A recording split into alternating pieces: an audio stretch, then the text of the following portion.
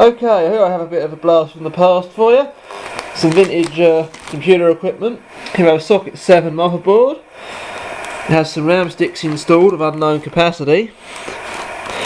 Two are sort of normal DIMMs, and I'm not sure what you call the other two there, or even if they're actually compatible.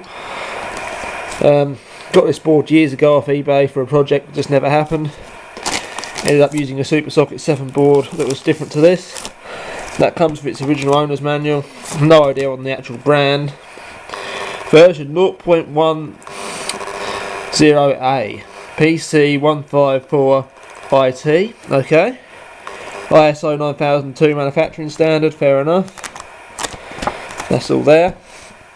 I'm told this was working.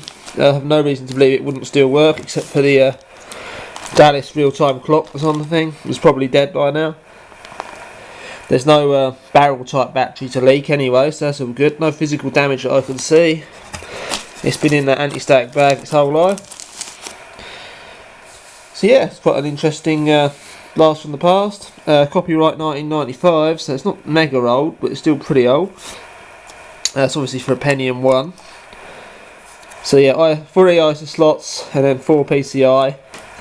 The old school AT keyboard and AT power supply connection. Also you get this. This hasn't been in an anti-static bag, it has just been sitting around, but it was a working system pull 15 years ago. It's a Socket 4. So what would that be? That'd be Pentium, I think. It's either... Nope, sorry, it's not Pentium. That's 486, I believe. Yeah, if you see the bigger pins. This is a 486 of some kind. I think there might have been a DX2 in here, I really can't remember. Anyway, copyright date's 1992 on this thing. There is no barrel battery. It was removed years ago because they do tend to leak and then destroy the traces on the board with it. So that's included in this lot. So you've got that retro computer smell to it, man. Don't worry, this is just some junky old bed that we don't use anymore. It's a spare room, so it's just going to be thrown out eventually after it's got computer hardware and oil stains on it from bike hardware being photoed. Another 486 board. It's got some RAM in it, not sure how much. Probably, I don't know, 4 megabytes if that. Maybe 2 megabytes. Bunch of ISA slots. Oh, it's 486 SX soldered on the board with the expansion slot there. So that's pretty good. Expanded socket rather.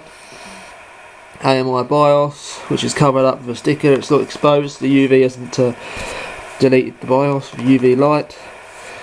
Now, something I didn't notice about this, although the battery was removed, there is some light corrosion down there. But this was a working system pull, so as far as I'm concerned it does work, or at least it did last time I tried it.